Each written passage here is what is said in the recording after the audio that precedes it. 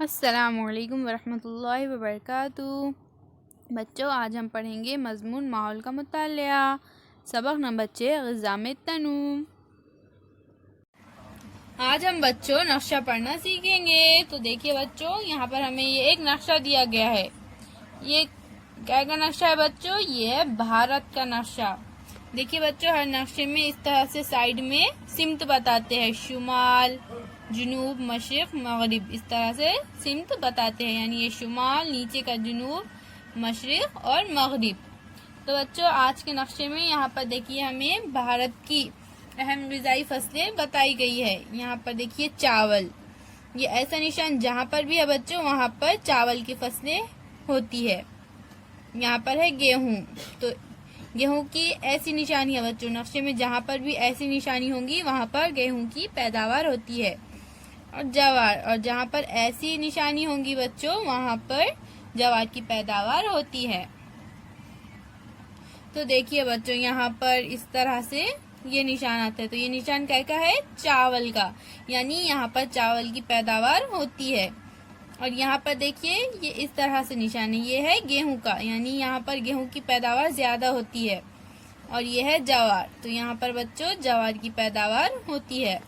تو بچوں، ہمیں اس نقشے کے کچھ سوالات دیے گئے ہیں، تو چلیے ہم ان سوالات کو حل کرتے ہیں۔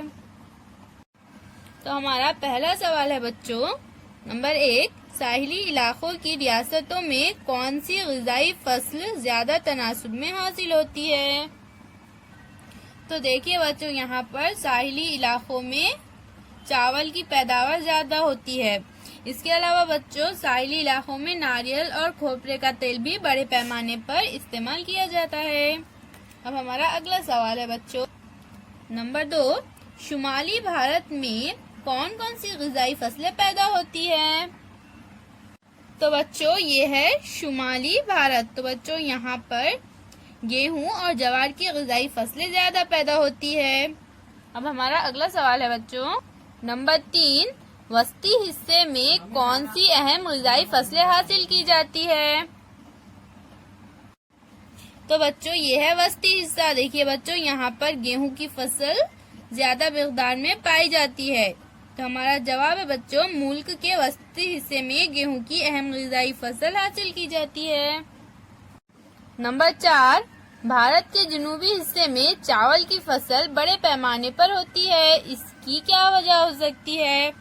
تو بچوں، ہمیں یہاں پر وجہ بتانا ہے۔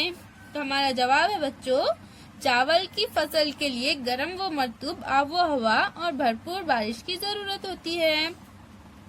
بھارت کے جنوبی حصے میں ساحل کے قریبی علاقے کی آب و ہوا گرم و مرطوب ہے اور وہاں بھرپور بارش ہوتی ہے۔ ان سازگار حالت کی وجہ سے بھارت کے جنوبی حصے میں چاول کی فصل بڑے پیمانے پر ہوتی ہے۔ اللہ حافظ بچوں۔